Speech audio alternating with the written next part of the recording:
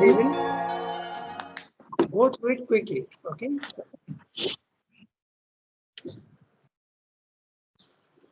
I'm reading. Right? The idea of the three essential modes of nature is a creation of the ancient Indian thinkers, and its truth is not at once obvious because it was a result of long psychological experiment and profound internal experience. So, first of all, the three essential modes of nature, as all of you know, is sattva, rajas, tamas. Okay, so sattva, rajas, tamas. So, it was already explained to us, but he will explain more in detail. So, and the ancient Indian thinkers, he is particularly thinking of the Sankhya philosophers. Okay, so, and long psychological experiments. They correspond to the matter, life, and mind. Matter is that which has got the tamas in it. Tamas is, you can interpret in two ways. Psychologically, it is something dark and negative. It makes for laziness, it makes for no change. I don't want to change, a negative attitude. And also in the universal scheme of things, it is that which makes everything stable. Because if you are not keen on change, then the positive aspect of it is very clearly stability. Okay, so that tamas also has got a function in the world. Psychologically, it is something that retards you, but you need stability in the physical world. If constantly everything is changing, how will you practically deal with it? So that's tamas. Rajas is the energy aspect. You see the energy in the universe everywhere. Okay, the wind is blowing, the sun is shining, the volcanoes are bursting. Okay, the rain is coming, evaporation of the sea takes place, there are storms. All this is energy, Shakti. We don't think of it that way. And now man has learned how to use this energy. Okay? He uses this energy by all sorts of instruments. Okay? He can tap the sunlight with photovoltaic cells. He can tap the wind power with windmills.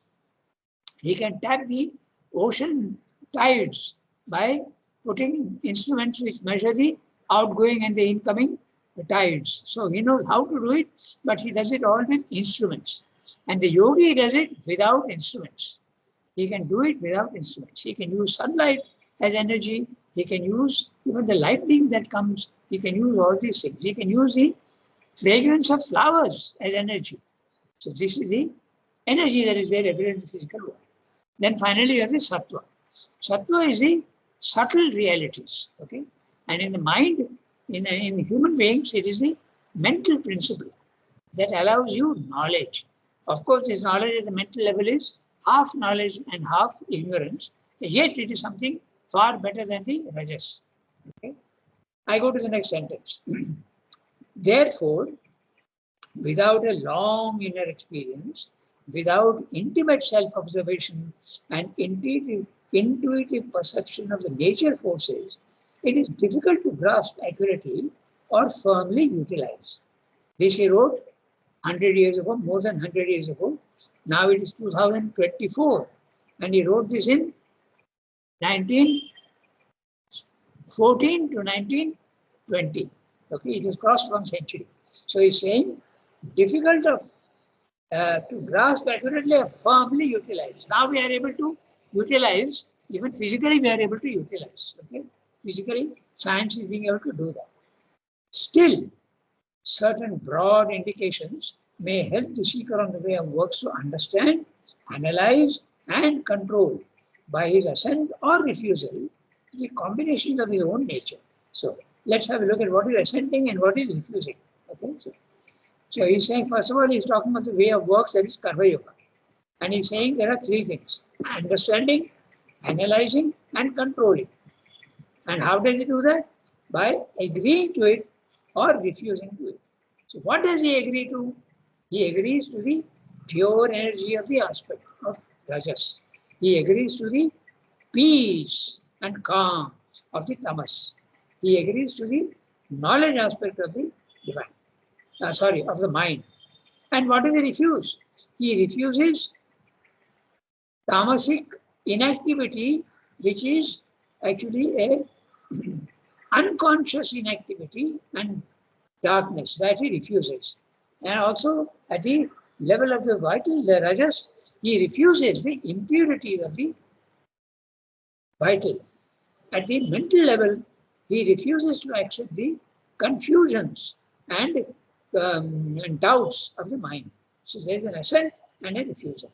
You accept the good parts of it and you refuse the negative parts of it. Okay, so how understandably explaining in one sentence, he is putting in so much stuff.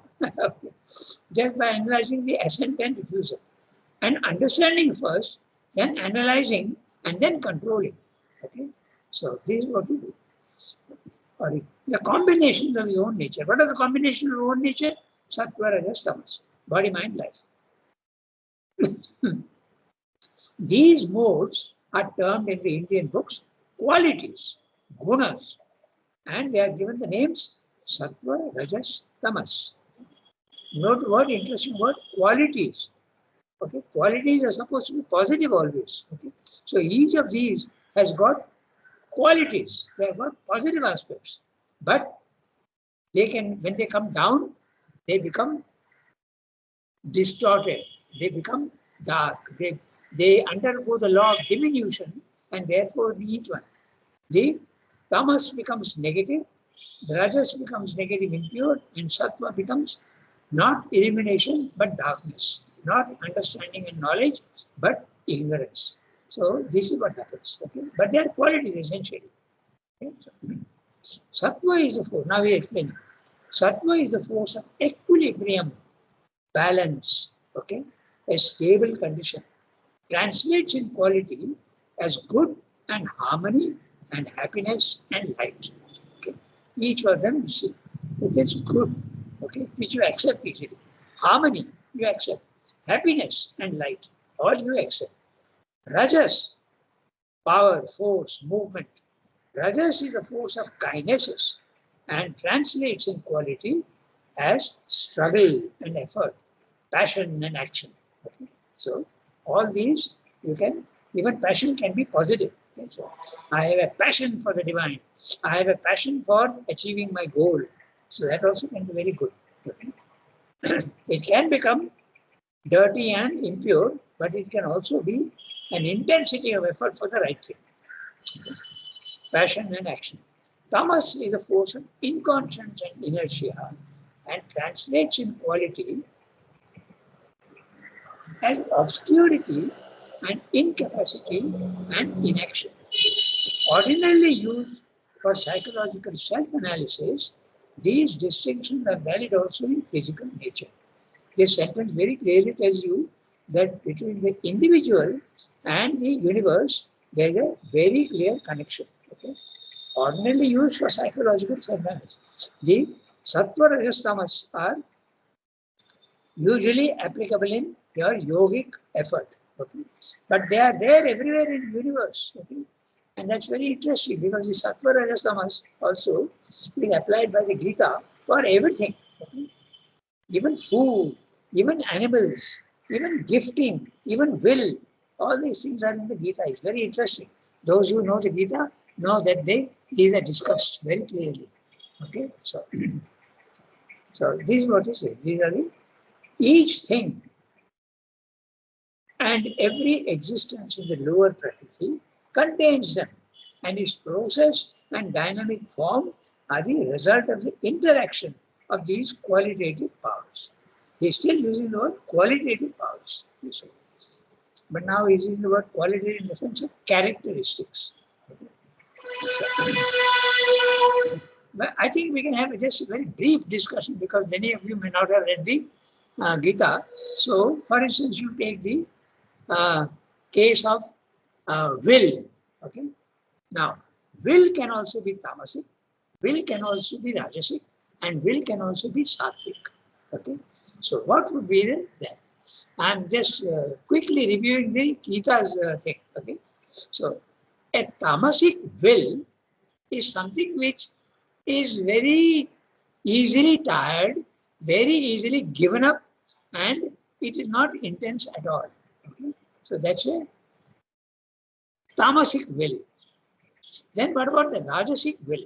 The Rajasic will is full of energy and wants to do it. But often it can go wrong also. You can over reach and over do your intensity. And that is not good. Right? It comes with a little egoistic effort that I want to achieve. So that can be bad. But Rajasic will can also be a very steady and very calm, quiet, but intense pressure of will. That can be. And the Sattvic will is that it understands what has to be, how it has to be done. The will has to be applied not with over enthusiasm, but with a calm, steady, uh, with a steady effort, not up and down. Today it's intense, tomorrow it becomes zero. Not like that. It has to be a balanced one. So that is will. Okay. Then take food, for instance. Okay. I just take up three things: food and animals. Food can be tamasic, it can be rajasic, and it can also be sattvic. So, tamasic food, the Gita says, is that which is rotten, which has been rejected, and which is, as I said, rotten, which has lost its nutritive power. Okay, that is tamasic food. You see very often beggars looking in dustbins for food because they don't have food. That's a tamasic like. Even dogs also start looking in the dustbins for some food. Okay, that is tamasic food. Rajasic food, that which is full of spices, is pungent and a lot of chilies and masalas and oily. Okay, so that's the Rajasic food. It gives you an energy, and even meat is also Rajasic food. What about the Sattvic food? Sattvic food is fruits, fruit juices, that which is gives you energy, but in a very calm, quiet manner. Milk, okay? All milk products, they are all Sattvic foods. Fruit juices, all that is succulent, all that is full of freshness, that is Sattvic food. Okay? So it's interesting what Shri is saying. It is there everywhere in Prakriti, he is saying. So I'm just discussing that. Okay. Then what about animals? Okay. Animals also can be sattvic, they can be rajasic, and they can be tamasic. Tamasic animals, very good examples are there. Those are the koala bears and the sloth, which move very, very, very slowly. Loris, these are all animals which are often there in Australia, not anywhere else in the world. They are marsupials, not a kangaroo, but these koala bears and all these creatures which go very slowly, they climb the tree. Sloth is a perfect example. Okay. The loris also is a bird with big eyes and they move very slowly. So they are tamasic animals. Rajasic animals, very clear, lions and tigers. Okay, so what about the sattvic animals? The sattvic monkeys, if at all there are, intelligent animals. Okay? The elephant, the dog, okay? The dolphin, these are all sattvic animals. They have a touch of sattvic element in them. So that's what Sridhar is saying. Each thing and every existence in the lower Prakriti contains them, and its process and dynamic form are the result of the interaction of the qualitative powers. So I gave you examples of how it is there in the universe also, apart from man. Okay. So now we go to the next sentence. Now somebody has to read. Usually it is Archanaji, because afterwards she has to go to the dispensary. So Archanaji, if you have the text, you can. Yes, Sangata, I have the text. Every form of things. Every form of things, whether animate or inanimate, is a constantly maintained poise of natural forces in motion and is subject to an unending stream of helpful, disturbing, or disintegrating contacts from other combinations of forces that surround it. Our own nature of mind, life, and body is nothing else than such a formative combination and poise. In the reception of the environing contacts and the reaction to them, the three modes determine the temper of the recipient and the character of the response. Inert and inert, he may suffer them without any responsive reaction, any motion of self-defense, or any capacity of assimilation and adjustment. This is the mode of tamas, the way of inertia. The stigmata of tamas are blindness and unconsciousness, and incapacity and unintelligence. Sloth and indolence, and inactivity and mechanical routine, and the mind's torpor and life's sleep and the soul's slumber. Its effect, if uncorrected by other elements, can be nothing but disintegration of the form or the poise of the nature without any new creation or new equilibrium or force of kinetic progress. At the heart of this inert impotence is the principle of ignorance and an inability of slothful unwillingness to comprehend, seize, and manage the stimulating or assailing contact, the suggestion of environing forces, and their urge towards fresh experience. Experience. So, he has explained to us what is the tamas. Then in the next two paras, he will discuss rajas and sattva. So let's quickly go through. Very interesting what he is saying.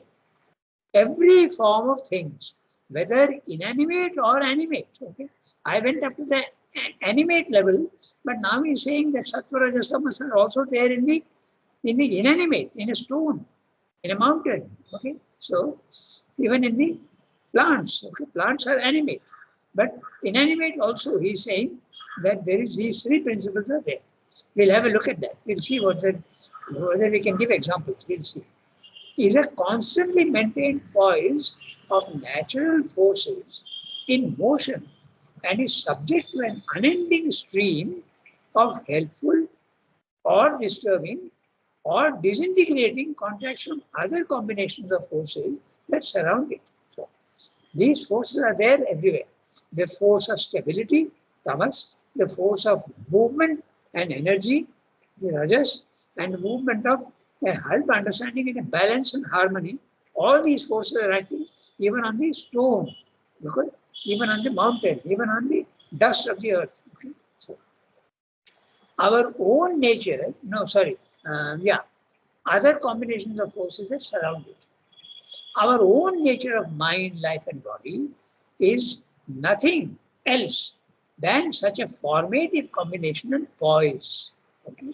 So, we have a mind, we have a vital, and we have a body, and their combination is what we think we are. Okay? But that's not true at all. You are not your body, mind, life at all. You are the pure soul.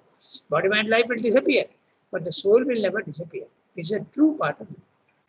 In the reception of the environing context, yeah, environing context can be of many. The food you are eating is an environing contact.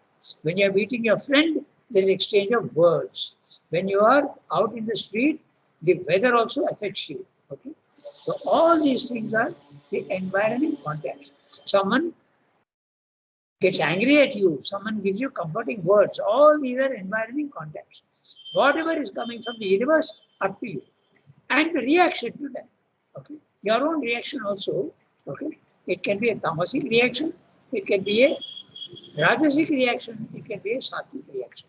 So this also reminds you of the karmendriyas and the jnanendriyas. See, all these ideas are related, and you will see them reflected everywhere in all these, whatever we are reading. And that's the way to read, because then your understanding becomes global, inclusive. Okay? So, this is what I'm saying. Environmental context, the reaction to that. Reception of the environmental context is what is coming through your senses.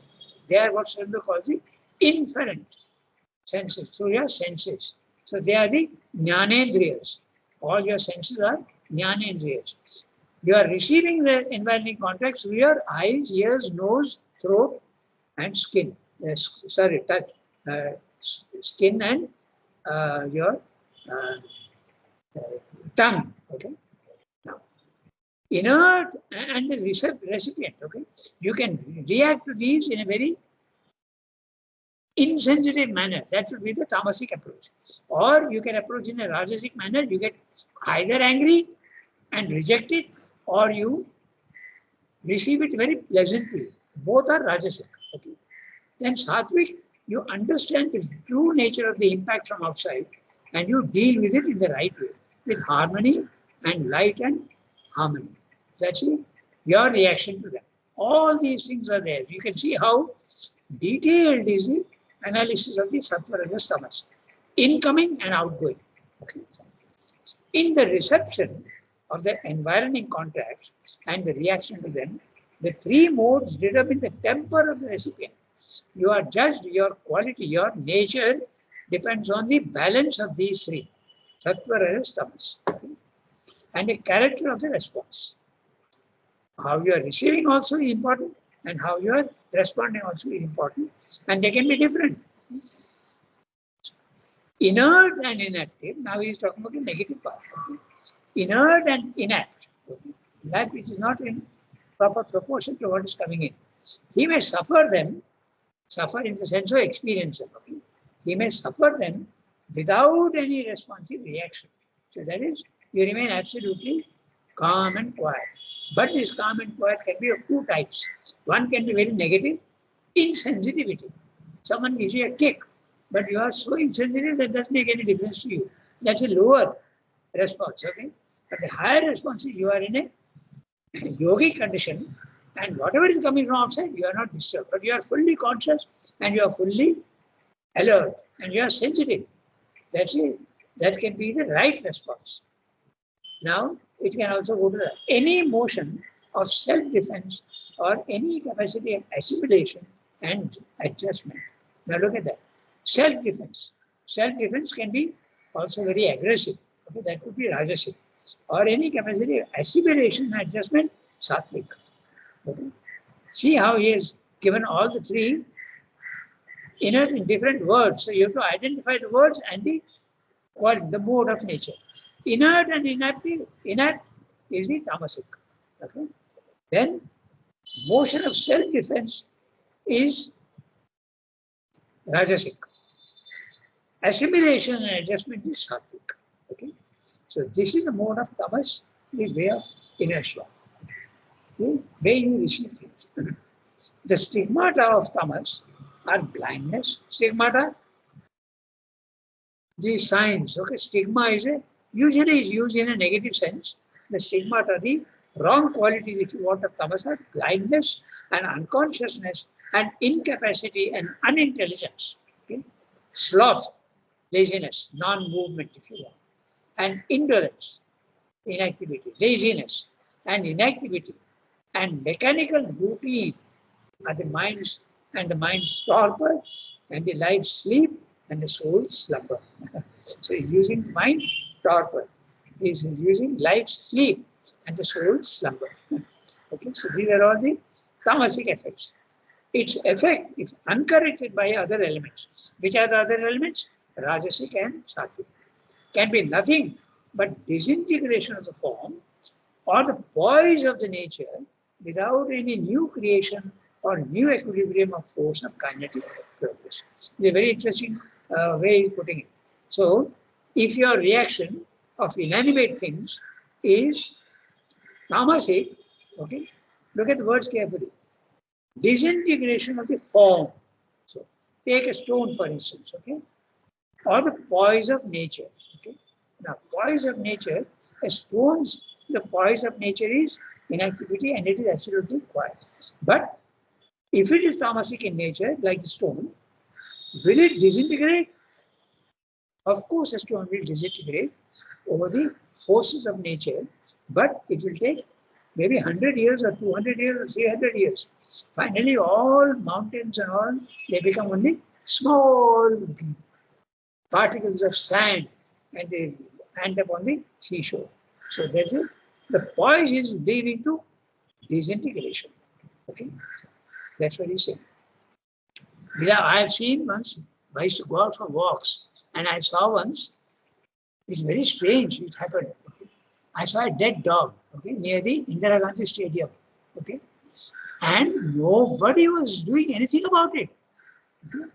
And over 1 month, slowly, it dried up and also slowly disintegrated and completely disappeared, because after a certain time, the ants and the other creatures come and eat it up.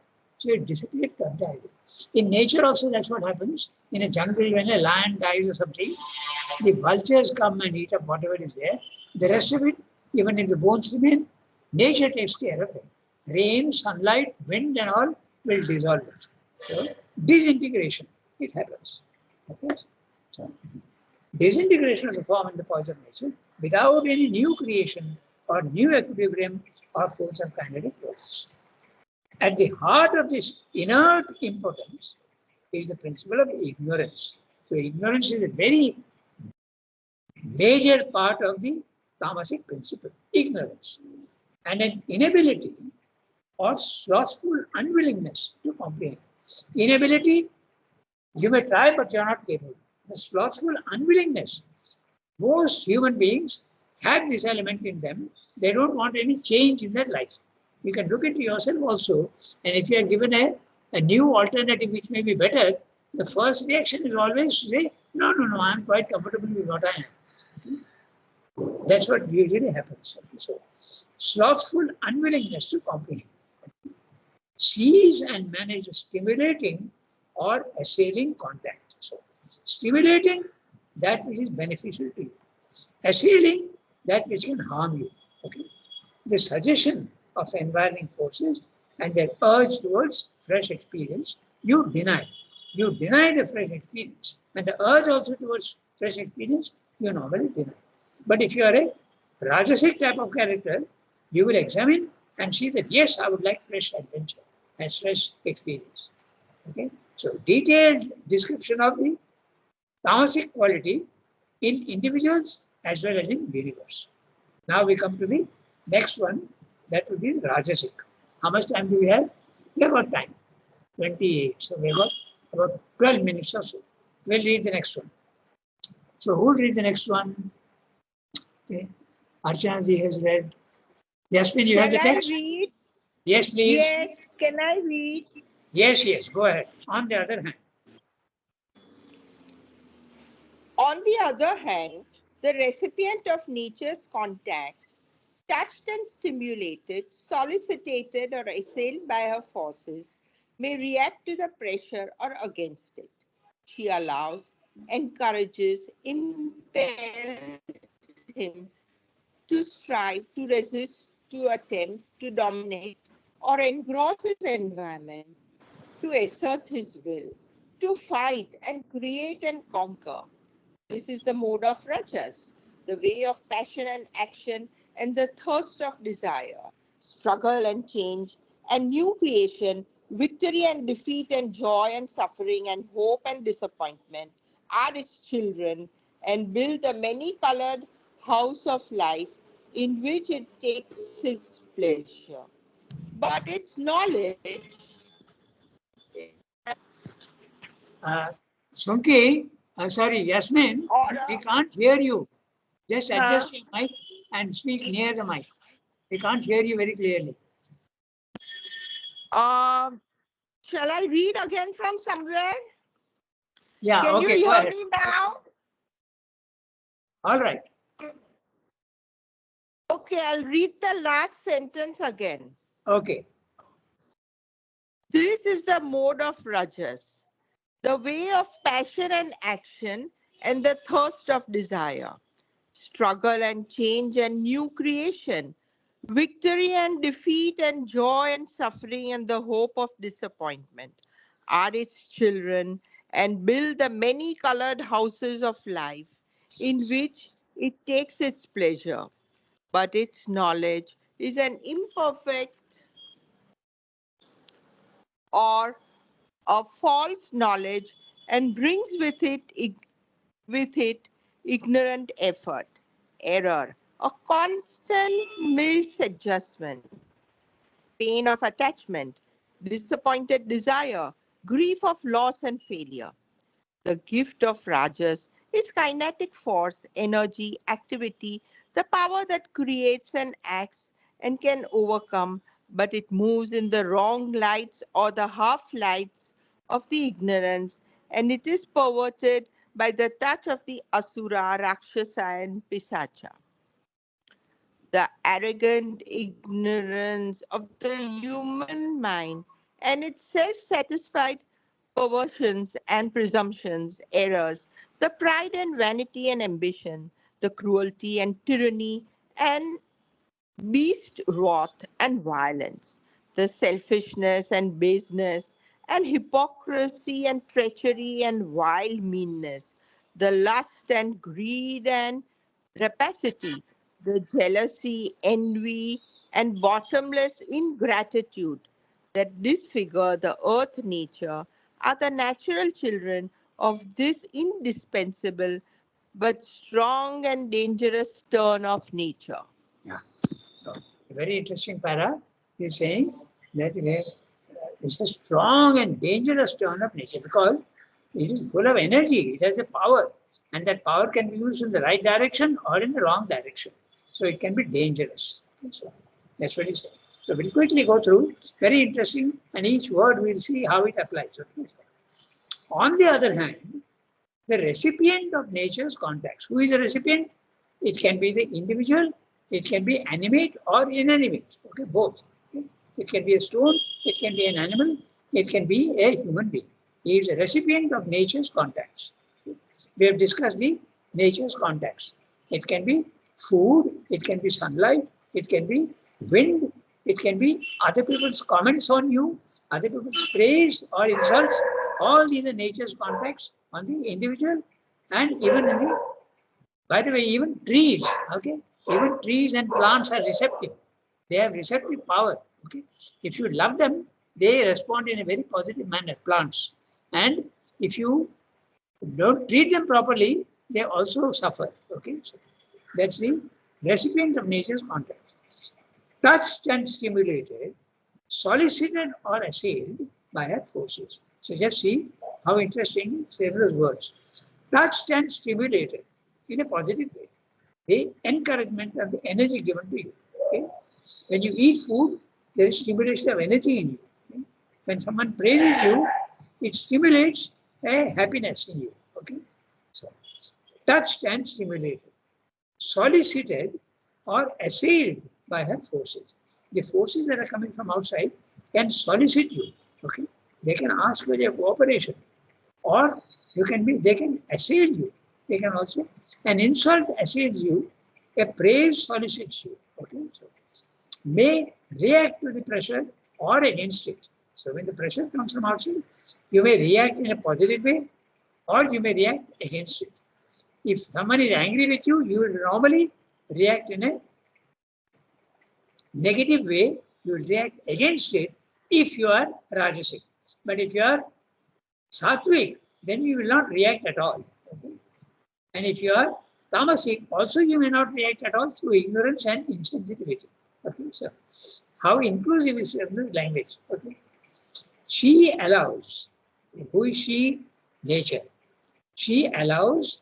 Whenever it is she, 90% of the time it is nature. You go back and you will see that nature has been mentioned.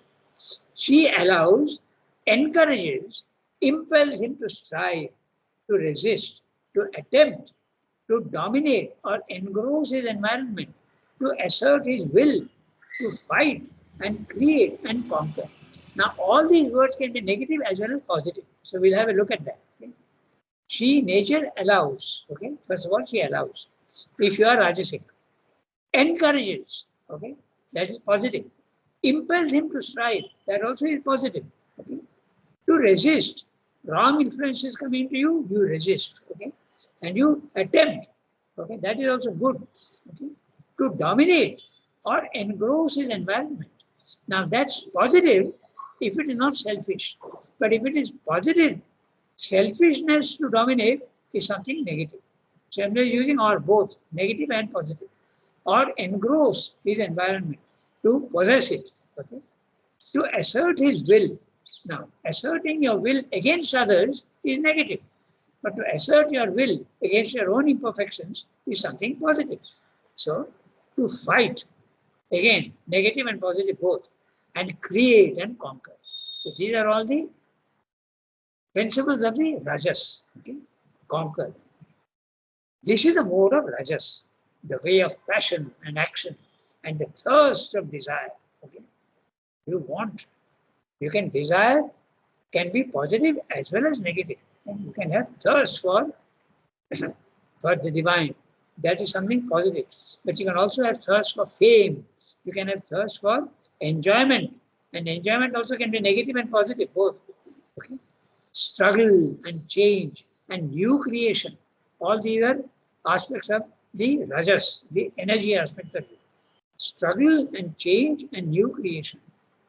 Victory and defeat and joy and suffering and hope and disappointment are his children and build the many-colored house of life in which it takes its pleasure. Now note interestingly, it is taking pleasure, Rajas takes pleasure even in something which is negative. Okay? So a camel and goats often eat thorny things. Okay? It is negative, it may even make them bleed, but they still take pleasure in it. What about when we eat food, okay, tremendously hot things can make your tongue will burn, but yet you enjoy. There are many people who enjoy that, not everybody, but you can enjoy that, the pungency of the food, you will enjoy. Okay, so this is what he's saying. And a many-colored house of life. Okay? Rajas is the one that gives color to life.